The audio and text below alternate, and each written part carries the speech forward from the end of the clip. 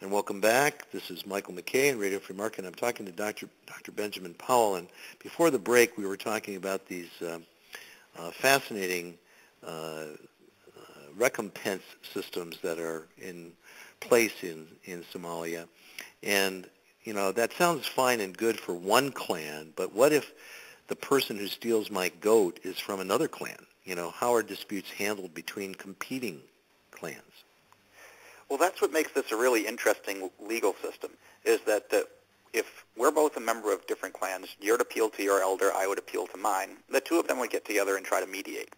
In the event that they can't come to a resolution, they have to turn to a third-party clan, and they will hear the case, and what they dictate, the decision, is what will be binding on both of us then. Huh. So there's no appeal process after that? No, but what's unique about it is, unlike in the United States, resolve as you go up through the federal circuit. In this case, you know, if Clan 1 and 2 have disputes and they turn to Clan 3, that doesn't mean when Clans 1 and 4 have disputes, they turn to 3. They could turn to 5 or 6 or to 2 for that matter. So it's non-hierarchical, so it's no one clan is like the Supreme Court in hearing this. And this is also how the norms get spread through the system then. So as custom might evolve in my clan, it might evolve differently than yours. And when we turn to a third-party one, they're going to see what the overarching custom is between the group. So the legal system in Somalia, while it's bottom-up, it also means it changes slowly, and through disputes between different clans, things eventually get more evened out throughout the country, but that's not an instantaneous process. Again, it's very parallel to the case law precedent structure that we see in Western law as well. Yeah, and key of why these don't become de facto governments then is there's two key reasons in the Somali customary system here. One is or three key features, I suppose. One is the non-hierarchical system that we just mentioned. Another is non-geographic monopoly. The clans are not de facto governments over a territory. Since it's a nomadic herdsman society, the clans are intermingled throughout the country. So when you move, your law goes with you. So it would be like if I'm from Massachusetts and you're from California, if I come to California, I still have Massachusetts law with me, and you still have California law with you. So your law travels with you, unlike a state. And if I get tired of Massachusetts law, I don't have to move to change. All I have to do is get another clan to accept me into their dia-paying group, and I can switch clan elders. So it would be more like switching from Visa to MasterCard than it would be from moving to Massachusetts to California.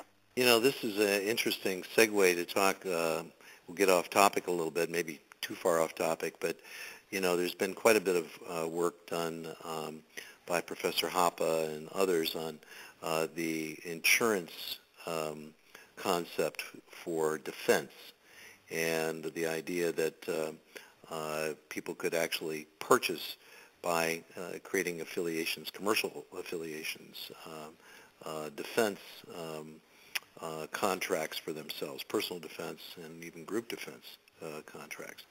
And this seems to parallel that kind of thinking.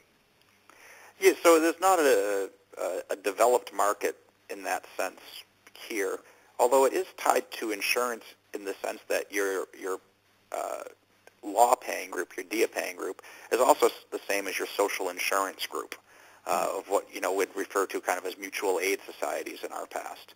But it's not literally like a subscription to Visa or MasterCard the way Hoppe or Rothbard or others have hypothesized about it. Somalia doesn't conform to anarcho-capitalist ideals nor Hobbesian predictions. It's a mix and a muddle in between that's got a lot of historical precedents in other places. Okay. So please, Drew, you go ahead. Well, I think we continue on. I mean, I thought that was really weird how you said that, you know, with clans or tribes that you could just kind of switch. What happens if somebody doesn't like their clan because they aren't treating them well? How do they switch? You just have to find another clan and dia-paying group that's willing to accept you as a member. And this is quite common both in northern and southern Somalia, that people switch clans for legal purposes. It often happens around marriages, but it can happen for any number of other reasons. The key is that the other group's willing to accept you, so you need a good reputation in order to be able to switch. And how when a person is shunned from their clan, how do they, does their reputation precede them around Somalia, or how does that work exactly? Well, it's imperfect. I mean, it's a poor society, but they do communicate well, as we'll probably talk about when we talk about how they've been doing since they lost their state.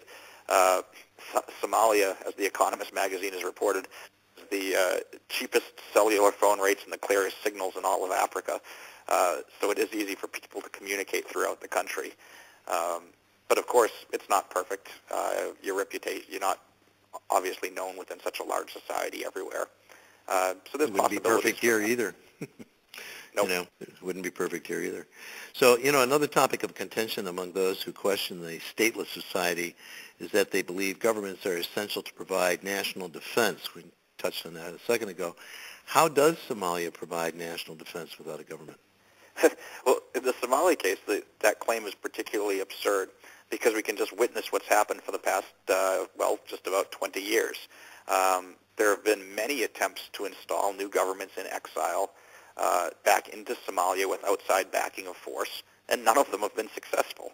Somalia has successfully defended itself. It's a segmentary society in that the clans will oppose each other if one of them tries to take control, but they tend to unify together when threatened with outside forces. And if you think about truly defensive wars, all of a sudden a funny thing happens, and this is generalizing beyond Somalia. You get more volunteers without bidding up the wage for the military.